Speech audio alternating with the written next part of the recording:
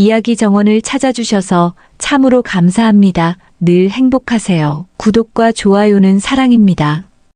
옛날 옛적 조선의 남쪽 끝자락 산과 들 사이로 아담하게 놓인 작은 마을 매화골이 있었다. 그 마을 한켠 기생 출신의 여인이 홀로 딸 하나를 품에 안고 살고 있었다.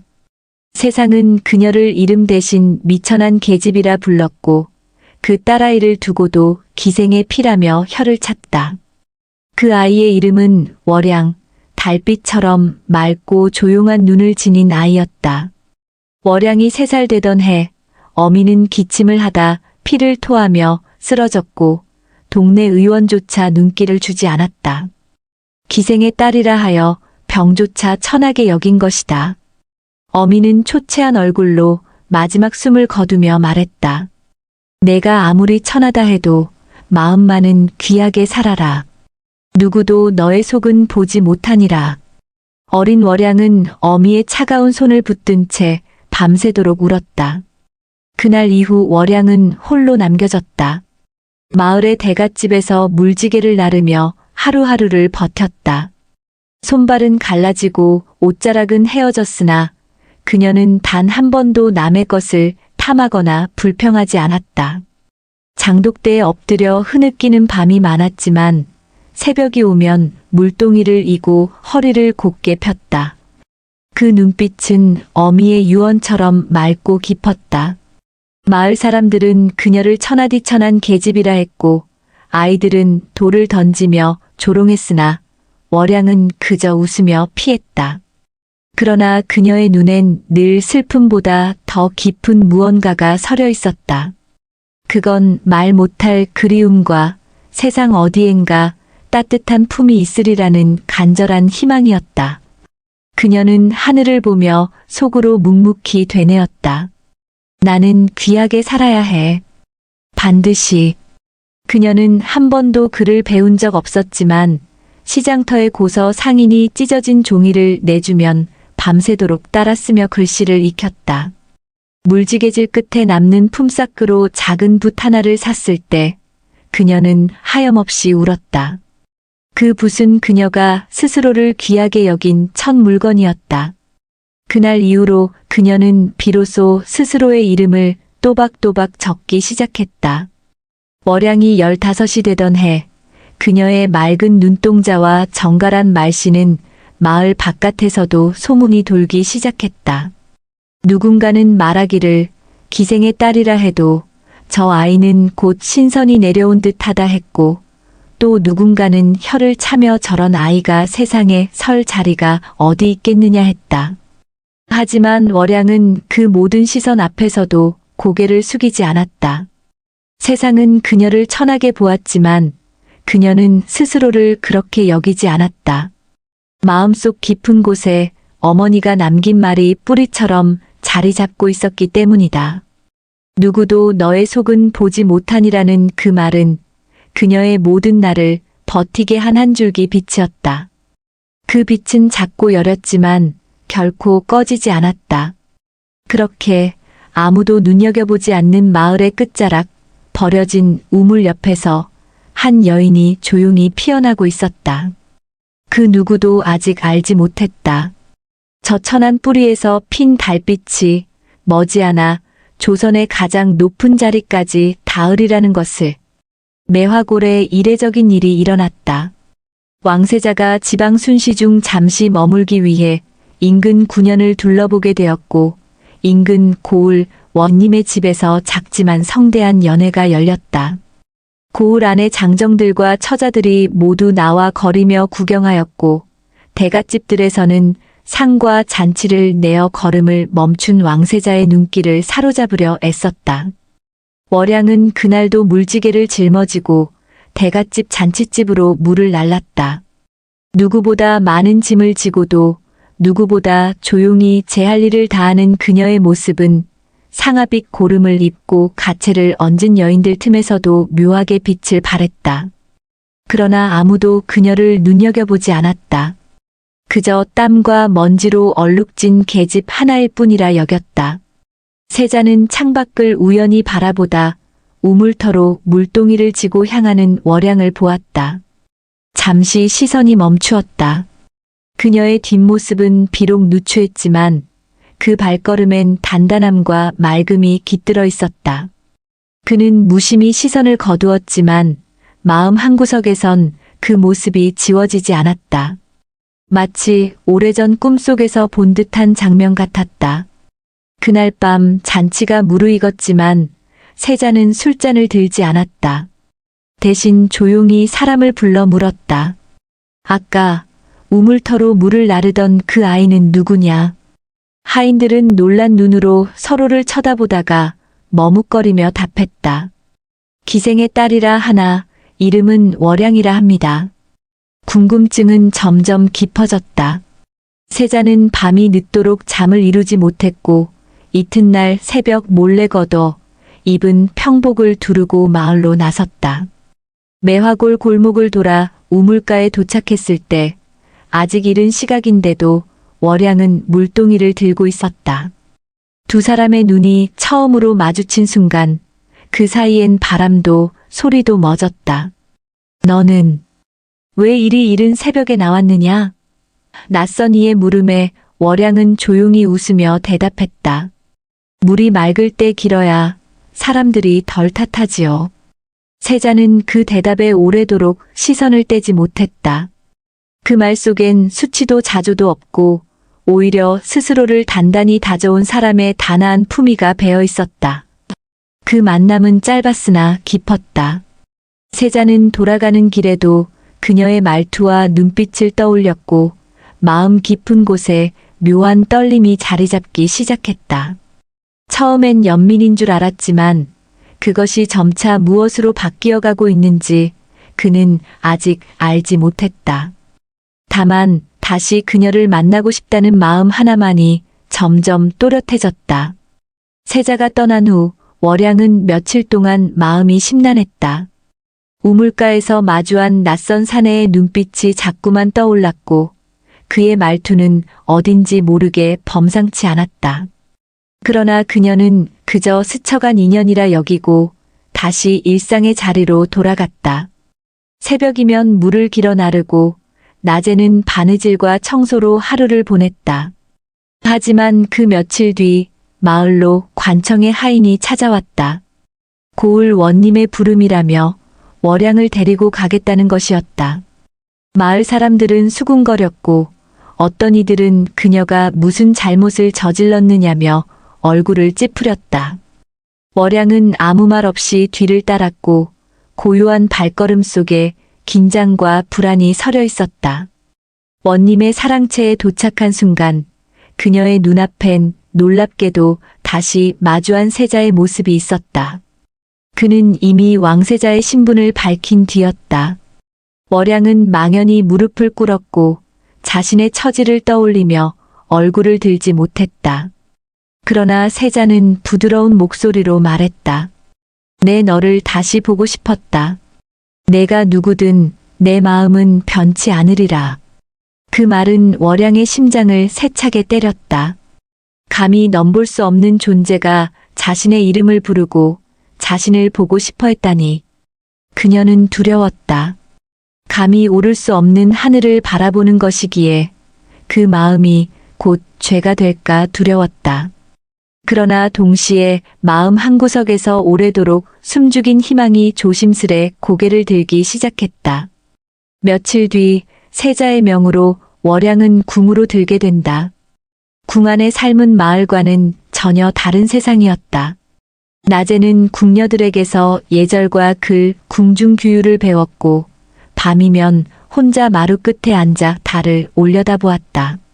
새 옷을 입고 이름이 불릴 때마다 그녀는 자꾸만 마음속으로 중얼거렸다. 나는 귀하게 살아야 하니까. 하지만 궁 안에서의 삶은 호사로만 가득하지 않았다. 출신을 안 궁녀들 중 몇몇은 노골적인 시기와 조롱을 감추지 않았다. 어떤 이는 그녀의 방에 뜨거운 물을 쏟아부었고 어떤 이는 의복을 숨기며 혼란을 일으켰다. 월양은 울지 않았다. 대신 묵묵히 치우고 더 깊이 고개를 숙이며 자신을 다듬어 갔다. 세자는 그녀를 자주 불렀지만 월양은 늘 일정한 거리에서만 마음을 열었다. 감히 그를 사랑한다고 말할 수 없었고 감히 자신의 바람을 드러낼 수도 없었다. 그녀의 마음속엔 여전히 어미의 말이 맴돌고 있었다. 속은 누구도 보지 못하니라. 그래서 그녀는 더욱 단단해져야 했다. 그래야 세자 곁에 설 수 있을 터였다. 세자가 월양을 아끼고 자주 찾는다는 소문은 궁궐 안에 빠르게 퍼졌다. 출신이 미천한 계집이 왕세자의 눈에 들었다는 이야기는 궁녀들 사이에 조롱거리로, 대신들 사이에선 불쾌한 걱정거리로 떠올랐다. 하루가 멀다 하고 뒷말이 무성했고 그 시선은 칼처럼 날카로웠다. 그러나 월양은 그 모든 것을 묵묵히 감내했다. 그러던 어느 날 중궁전의 정삼품 상궁인 윤상궁이 월양을 불렀다. 그녀는 오래도록 중전의 신임을 받는 여인이었고 궁안의 권세를 사실상 손에 쥐고 있는 인물이었다. 윤상궁은 겉으로는 다정했으나 말끝마다 뼈가 있었다. 천한 몸으로 이 궁에 발을 들인 것이 얼마나 큰 일인지 내가 아느냐. 세자 저하께서 오래 마음 두실 일도 아니니 지금이라도 물러나는 것이 사는 길이다. 월양은 고개를 숙이며 조용히 답했다. 저는 명을 따라 여기에 왔을 뿐입니다. 감히 바라지도 않았습니다. 다만 이 자리를 헛되이 하지 않으려 할 뿐입니다. 윤상궁은 그 대답에 미소를 지었지만 돌아서는 눈빛엔 냉혹함이 서려 있었다. 그날 이후 월양에 대한 모함과 시련은 더욱 노골적으로 몰아쳤다. 궁녀들 중 하나가 세자의 애첩이라 자처하며 월양에게 음식을 던지는 일이 있었고 월양이 관리하던 비단 장롱 속에서 금침이 사라지는 일도 벌어졌다. 결국 월양은 죄인처럼 끌려가 문초를 받았고 연인물로 머리를 적신 채 무릎을 꿇고 조사를 받아야 했다. 그녀는 억울했지만 끝내 항변하지 않았다. 단지 조용히 무너진 마음을 다잡고 눈을 감았을 뿐이었다. 그날 밤 세자는 그 소식을 전해 듣고 노하였다. 월양이 억울한 누명을 쓰고도 끝내 자신에게 말하지 않았다는 사실에 마음이 무거워졌다. 곧장 처소로 찾아간 그는 앉은 채로 떨고 있는 월양을 품에 안으며 조용히 말했다. 내가 지켜주지 못해 미안하다. 내가 아니면 누구에게 이 마음을 내어놓겠느냐. 이제는 나를 피하지 말아다오. 월양은 그 품속에서 눈물을 흘렸다. 억울해서가 아니라 그 마음이 너무 따뜻해서 처음으로 누군가가 자신을 보호하겠다고 말해주어서였다. 그러나 동시에 두려움도 엄습했다. 그 품이 클수록 그 안에 숨을수록 자신의 천한 피가 이 모든 것을 더럽힐까 두려웠다. 그래서 그녀는 말없이 고개를 끄덕일 수밖에 없었다. 세자는 이후 그녀를 더욱 공공연히 곁에 두기 시작했다. 연회의 자리에도 동석하게 하였고 병이 난 중전 대신 월양에게 백관의 부인들을 맡게 하였다. 대신들은 분노하였고 조정은 술렁였다. 감히 기생의 딸을 중전의 자리에 들릴 셈이냐는 비난이 쏟아졌지만 세자는 뜻을 굽히지 않았다. 그녀는 나의 사람이다라는 말 한마디가 궁을 뒤흔들었다. 하지만 월양은 그 말의 무게를 알고 있었다. 그것은 달콤한 약속이 아닌 더 거센 풍파가 몰아칠 예고와도 같았다. 달빛은 아름다웠지만 그 빛 아래에 선다는 것은 언제든 바람에 흔들릴 준비가 되어 있어야 한다는 뜻이었다. 그녀는 밤마다 마음속으로 되뇌었다. 나는 무너지지 않으리라. 감히 이 자리에 섰으니 끝까지 버텨야 한다. 세자의 굳은 뜻에도 불구하고 조정은 점점 더 격렬히 반발했다. 대소신료들은 입을 모아 아뢰었다. 천비의 자식을 중전으로 삼는다면 조선의 근본이 흔들립니다. 그 말들은 차가운 칼날이 되어 궁 안을 맴돌았고 월양은 자신이 세자에게 짐이 되는 것은 아닌지 자문하며 밤마다 잠 못 이루었다. 어느 날 국혼을 앞두고 정해졌던 세자의 혼처가 문중의 반발로 파기되었다. 양반가의 규수가 자신은 기생의 딸과 같은 자리에 설 수 없다며 기어코 사퇴를 요청한 것이다. 이를 기화로 조정은 세자에게 새 혼처를 강하게 압박했고 심지어 국왕마저도 신하들의 뜻을 무시할 수는 없다고 완곡히 뜻을 내비쳤다. 세자는 침묵 속에서 밤새도록 궁을 걸었다. 그리고 새벽녘 월양의 처소로 찾아왔다. 초췌한 얼굴에 붉어진 눈동자를 한 그가 조용히 무릎을 꿇었다. 내가 아니면 안 된다. 단 한 번뿐인 이 인생에서 마음을 속이고 살 순 없다. 비록 그 길이 가시밭이라 해도 내 손을 놓지 않겠다. 월양은 말없이 그를 바라보았다. 마음은 터질 듯 벅차올랐지만 그녀는 조용히 고개를 저었다. 저하, 제가 감히 그 자리를 탐하는 것이 아닙니다. 저로 인해 저하께서 세상의 비난을 받으시는 것이 더는 견딜 수 없습니다. 그러나 세자는 단호히 답했다. 내가 너를 믿지 못한다면 내가 누구를 믿겠느냐. 내 곁에서 함께 싸워다오. 그날 이후 세자는 국왕에게 정식으로 상소를 올렸다. 신분이 아니라 사람을 보고 짝을 택하고자 합니다. 부디 한 사람의 삶과 진심을 귀히 여겨주시옵소서. 나라 전체가 술렁였다. 백성들 사이에서도 말이 많았다.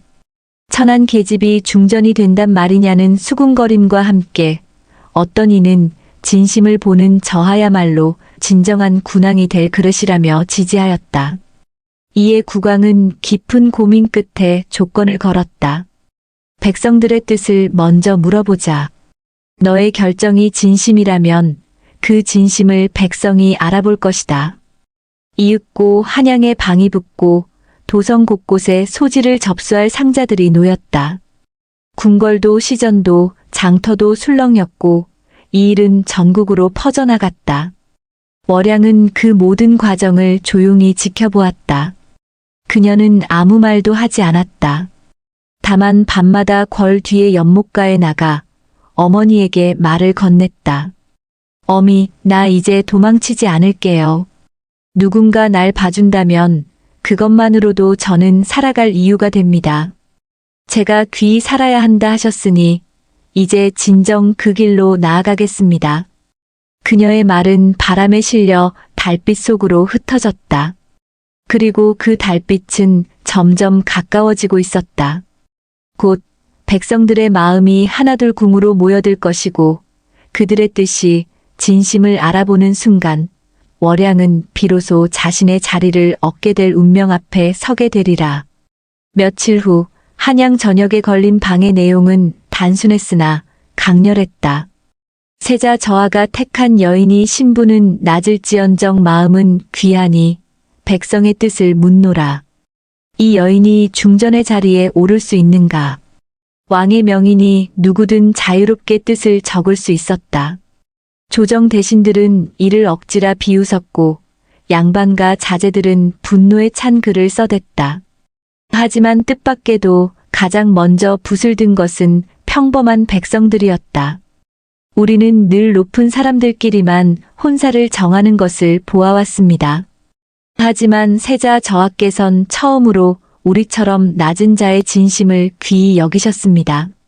한 중년 여인의 글이었다. 그리고 시장 상인, 궁에서 나와 장사하던 궁녀 출신 노파, 과거 시험을 포기하고 장터에서 붓글씨를 써주던 젊은 선비까지 백성들은 하나둘 마음을 적기 시작했다. 그 여인이 누구이든 나라님 곁에서 올곧은 마음을 지켜줄 사람이라면 족합니다. 신분보다 더 중요한 것은 품성과 진실입니다. 세자 저하의 뜻을 따릅니다. 기생의 딸이라 하나 우리 어미도 기녀 출신이었으나 누구보다 고든 사람이었소.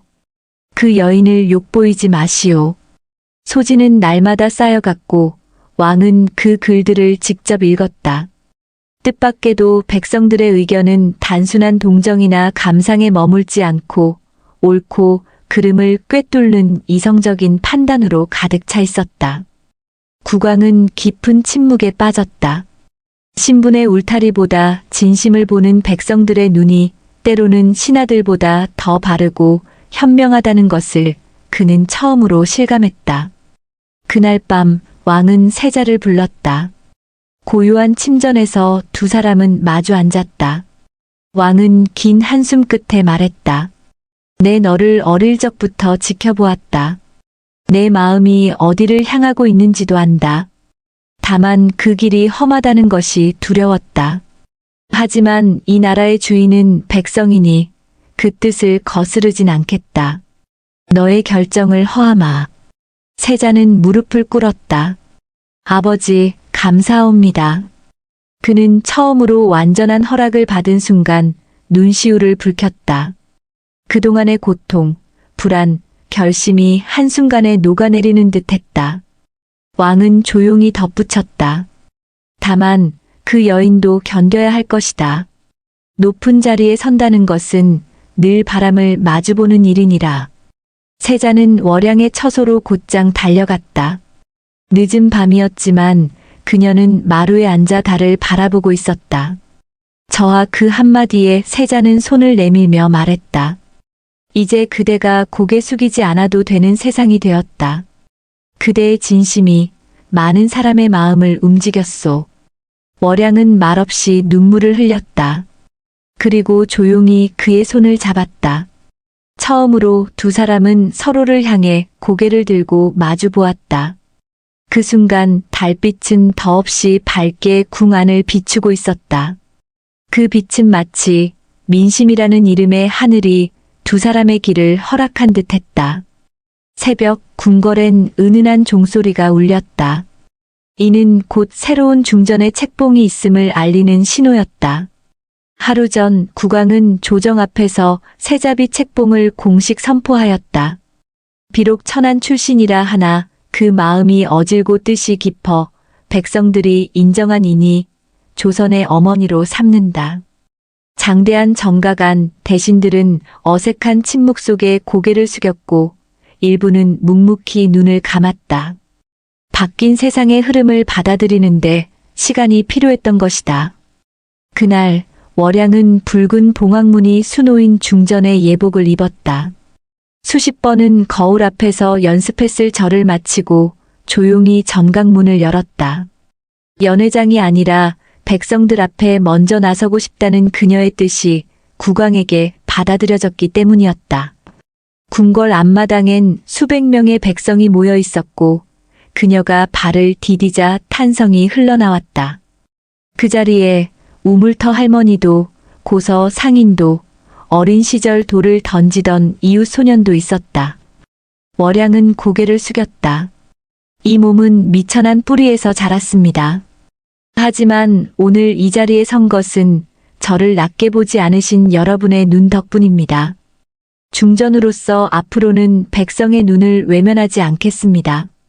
제 마음을 바쳐 이 나라를 돌보겠습니다. 그 말에 백성들은 뜨겁게 눈시울을 적셨고 누군가는 조용히 땅에 이마를 붙여 절을 올렸다. 세자는 아니 이제는 왕이 된 그는 멀리서 그 광경을 지켜보고 있었다. 그의 눈엔 자랑과 감동이 어렸다. 밤이면 밤마다 달을 보며 그리워하던 그 여인이 이제 조선의 가장 높은 자리에 선 것이다. 그는 문득 웃으며 혼잣말했다. 이제야 진정 조선이 따뜻해지겠구나. 궁에 돌아온 월양은 여느 중전처럼 사치를 부리지 않았다. 그녀는 궁녀들과 함께 자수 놓고 약을 다리며 병든 내의원을 돕고 몰래 궁 밖 아이들의 글방을 세웠다. 무명 여인들의 말에도 귀를 기울였고 억울한 백성의 사연을 직접 들었다. 그녀의 정성은 조선을 더욱 따뜻한 나라로 바꾸기 시작했다.